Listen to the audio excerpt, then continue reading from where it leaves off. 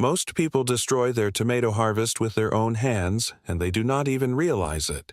They walk into the garden with scissors feeling proud that they are cleaning the plant properly, and in 10 minutes they remove the one side shoot that was feeding the whole bush and holding the future harvest together.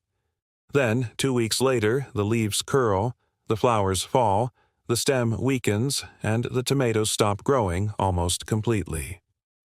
I made this mistake myself many years ago because everyone kept repeating the same thing. Remove all suckers, remove every side shoot, make one clean stem, and your tomatoes will become huge. But nobody explained that there is one hidden sucker that behaves completely differently from the others, and if you cut it at the wrong moment, the whole plant loses balance. The worst part is that this same mistake happens not only with tomatoes but also with peppers and cucumbers, and most gardeners over 50 still repeat it every summer because they learned it once long ago and never questioned it again. I want to show you today exactly which sucker must stay on the plant and why old gardeners almost never removed it. Because once I understood this little secret, my harvest changed so much that neighbors started asking me why my bushes stayed green and loaded with fruit until autumn, while theirs became thin, tired, and empty by mid-season. The funny thing is that this method costs absolutely nothing. No fertilizer, no expensive products, no fancy hybrid seeds. Just understanding how the plant actually protects itself and how to form the bush without breaking its natural strength. I remember one summer when I had 2 identical tomato rows planted the same day in the same soil. On one row, I removed every sucker exactly like modern gardening channels recommend. On the other row, I left one lower side shoot under the first flower cluster because an old man at the market told me quietly, never remove the branch that feeds the roots during heat. At first, both rows looked the same, and I almost thought the old man was wrong. But by July, the difference became impossible to ignore. One row looked exhausted with thin stems and weak fruit, while the other became thick, dark green and heavy with tomatoes hanging everywhere. That was the moment I realized most people are pruning tomatoes too aggressively, and the plant suffers silently for weeks before it finally shows the damage. And the strange part is that almost nobody notices where the real mistake actually begins, because it starts much earlier than people think. Most people think a tomato plant gets weaker because of bad weather or poor soil, but many times the damage begins the moment they start removing side shoots without understanding what each one actually does. I used to believe the same thing. I thought a clean plant with one perfect stem looked healthy and professional because that is what everybody kept showing in magazines and videos. But then, every summer, around the middle of July, the same thing happened. The lower leaves started turning yellow.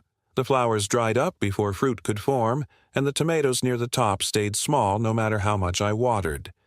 I blamed heat, I blamed the seeds, and once I even blamed the moon, because old people around here love saying the moon changes everything in the garden. But the real reason sat right in front of me the whole time. The plant was starving because I had removed the one sucker that balanced the entire bush. Tomatoes are strange plants because they do not grow evenly like people imagine. Some branches feed the upper fruit, some support the roots, and some protect the plant during stress. When you remove everything below the first flower cluster, the roots suddenly receive less support, especially during hot, dry weeks. The plant still tries to survive, but it shifts energy away from fruit and begins saving itself instead. That is why many bushes suddenly stop producing after the first tomatoes appear. People think the season is ending, but often the plant is simply exhausted from over-pruning. I noticed this most clearly during one brutal summer when temperatures stayed high for almost 3 straight weeks. My neighbor had beautiful clean tomato plants with almost no extra growth because he removed every sucker immediately. At first, they looked perfect. Straight stems, nice spacing, no mess. But by August, the bushes looked tired and almost empty.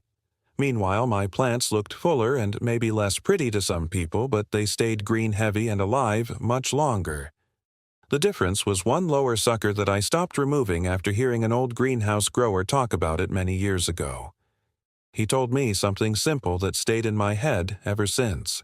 Never leave a tomato naked under the first fruit, because that branch carries life during heat.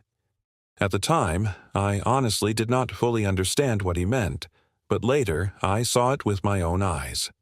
And once I started using the same idea on peppers and cucumbers, the results became even more surprising because these plants react to pruning mistakes in their own dangerous way, and most gardeners never connect the problem to the cuts they made earlier in the season. The strange thing is that old gardeners almost never rush to cut tomato suckers the way people do now. They watched the plant first. They waited. They looked at how the stem thickened, how the flowers formed, and especially how the lower part of the bush behaved after the first fruit cluster appeared. I remember visiting an older man years ago who grew tomatoes behind a tiny wooden fence near his shed. Nothing looked modern there. No expensive irrigation, no greenhouse, no special fertilizers in colorful bags. Just dark soil, old buckets, rain barrels, and huge, heavy tomato bushes hanging almost to the ground. I asked him why his plants stayed healthy so late into the season, while everyone else around was already pulling dead vines from their gardens. He laughed and said most people remove the workers and leave only the bosses on the plant. At first I thought he was joking, but then he showed me something I never forgot. Right under the first flower cluster, he always left one strong side shoot growing freely while removing most of the others above it, little by little. He called that branch the backup heart of the plant because during heat, wind, or stress it continued feeding the roots and balancing moisture inside the stem. He told me if you remove that branch too early, the bush looks neat for a short time, but later the plant weakens from the bottom upward. And honestly, that is exactly what I kept seeing every year without understanding why. The same thing happens with peppers, but there the danger is even worse because peppers grow slower and recover poorly from stress. Many people remove the first central branch and every side shoot trying to shape the plant perfectly. Then suddenly the flowers stop forming and the leaves curl inward during heat. A pepper plant hates harsh pruning, especially once fruit starts developing. I learned to leave one lower side branch untouched near the first fork because it stabilizes the whole bush and protects fruit production during dry weather. Cucumbers are another story people rarely talk about correctly. Everyone wants clean vines with maximum airflow, so they strip too many lower shoots too fast. The result looks good for maybe 2 weeks, but then the roots overheat, the lower stem dries, and bitterness appears in the fruit. One old farmer explained it simply to me many years ago. Leaves below the fruit are not useless. They are the plant's shield against stress. Since then, I stopped chasing perfect-looking bushes and started watching how the plant itself reacts. That changed everything in my garden, because once you stop fighting the natural balance, the plants suddenly begin producing in a completely different way. And there is one very simple formation trick that made the biggest difference of all. So here's the exact method I use now, and honestly, it completely changed the way my tomato bushes behave through the entire season. The first thing I stopped doing was rushing into pruning too early. Most people begin removing suckers when the plant is still small because they are afraid the bush will become too thick. But early aggressive pruning shocks the plant before the roots become strong enough to support fruit production. What I do instead is wait until the tomato reaches the first flower cluster and begins forming healthy lower leaves. Then I look carefully underneath that first cluster because this is where the hidden sucker usually appears. Not the tiny weak one near the soil and not the wild shoots growing everywhere above. I mean the strong balanced sucker directly below the first fruit branch. That one I leave untouched. Always. I let it grow into a second supporting stem while slowly removing only the weak upper suckers over time. The difference becomes visible very quickly. The stem thickens, the leaves stay darker, and the plant does not panic during heat waves. Most gardeners still make the mistake of removing that lower branch because they think one stem means bigger fruit. But in reality, one overstressed stem often means fewer tomatoes overall and weaker roots underneath. With peppers, the method is even simpler. When the plant forms its first fork, most people remove almost everything underneath, trying to create a perfect, clean trunk. I used to do the same thing. Now, I leave one healthy lower branch near the first fork, especially on strong varieties. That branch acts like insurance during hot weather because peppers stop flowering immediately when stressed. Once I stopped over pruning, I noticed something amazing. The flowers stayed attached longer and the peppers continued forming even during dry weeks when other gardens almost stopped producing completely. Cucumbers taught me another lesson. Never strip all the lower growth at once. I remove only old damaged leaves touching the soil and leave enough side growth to shade the roots naturally. One old gardener told me years ago that cucumber roots fear direct summer heat more than people realize, and he was absolutely right. The moment I stopped exposing the lower stem too aggressively, the vines stayed productive much longer and the bitterness almost disappeared from the fruit. What surprises people most is how simple all this really is. No expensive treatment, no miracle spray, no complicated feeding schedule. Just understanding which branch protects the life of the plant and which ones truly waste energy.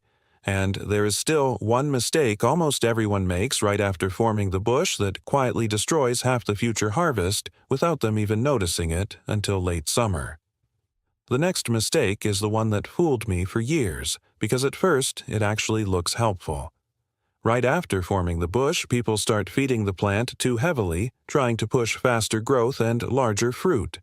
They pour nitrogen fertilizers under tomatoes, peppers, and cucumbers, thinking more feeding means more harvest.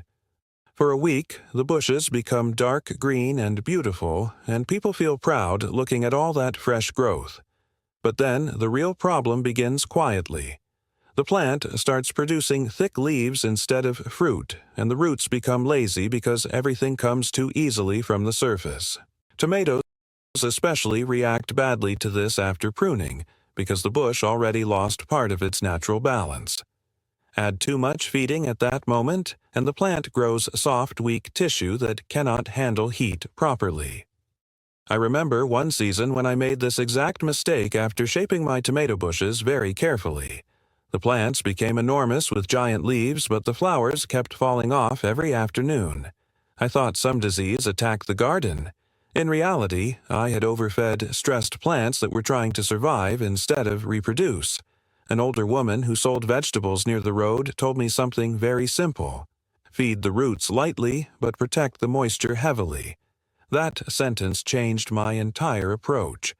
Instead of chasing fast growth, I began focusing on stable growth.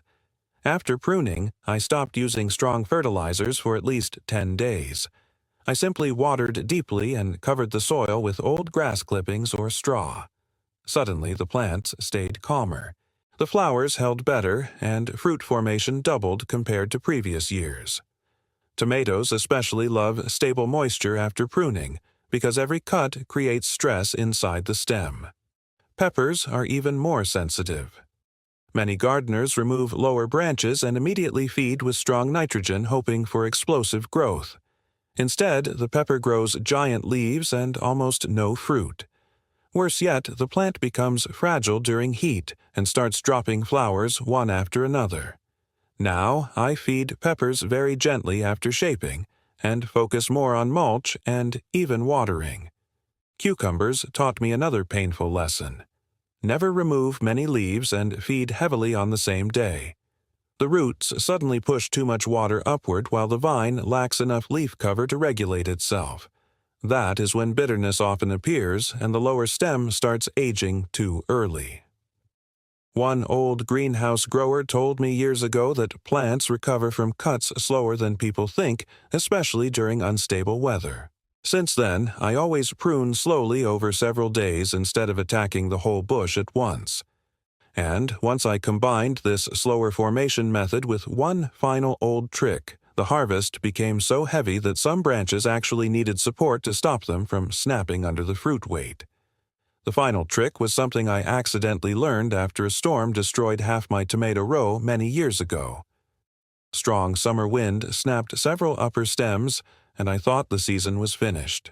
But the bushes where I had left one lower supporting sucker survived much better than the perfectly cleaned single-stem plants. The damaged bushes recovered quickly because that extra branch kept feeding the roots and stabilizing moisture inside the plant while new flowers continued forming above. That was the moment I finally understood why old gardeners never rush to create perfect-looking bushes. They were building survival into the plant itself. Since then, I started forming all three vegetables differently. With tomatoes, I keep one main stem and one strong lower supporting sucker under the first flower cluster. As the season continues, I remove only weak, overcrowded shoots every few days instead of stripping the plant all at once. The bush stays open enough for airflow but still keeps enough leaves to protect fruit from sunburn and stress. The result surprised even me the first year. The tomatoes stayed larger later into the season, and instead of one heavy harvest followed by decline, the plants kept producing wave after wave until cold weather arrived. Peppers reacted even more dramatically. Once I stopped over-pruning and kept one lower support branch near the first fork, the bushes became thicker, stronger, and far more stable under fruit weight. Before that, many branches snapped by late summer, especially after rain. Now the plants hold themselves naturally and continue flowering much longer. I noticed another strange thing, too.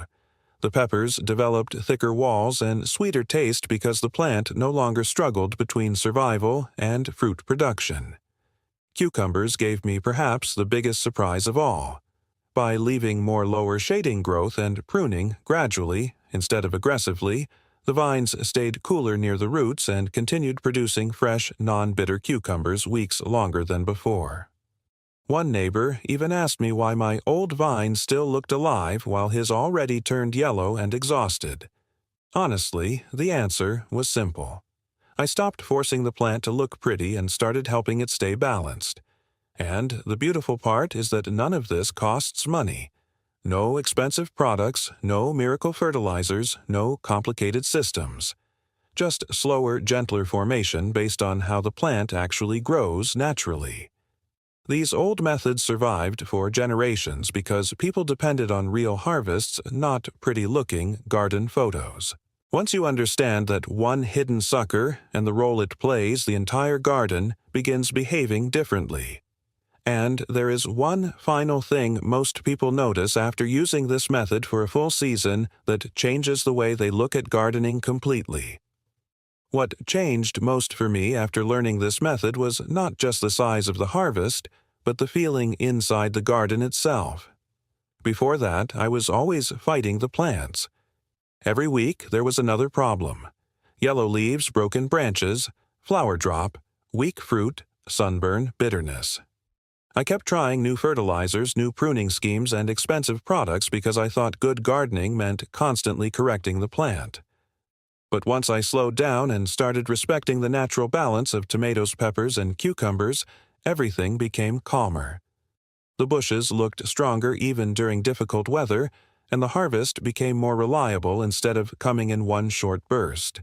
That hidden lower sucker people keep removing turned out to be one of the biggest secrets in the whole garden, because it quietly supports the life of the plant from underneath, while most people focus only on the upper fruit.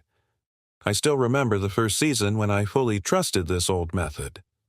By late August, my tomato bushes were still dark green, loaded with clusters, while nearby gardens already looked tired and half empty. The peppers stayed thick and productive long after others stopped flowering, and the cucumbers kept producing fresh, sweet fruit when most vines around were already drying out from heat stress.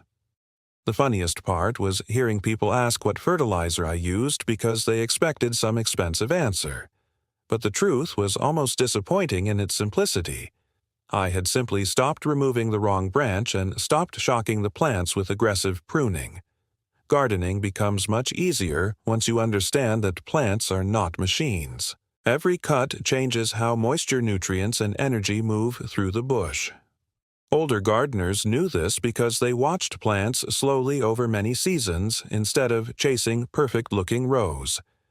They formed the bush gently, little by little, and allowed the plant to protect itself naturally.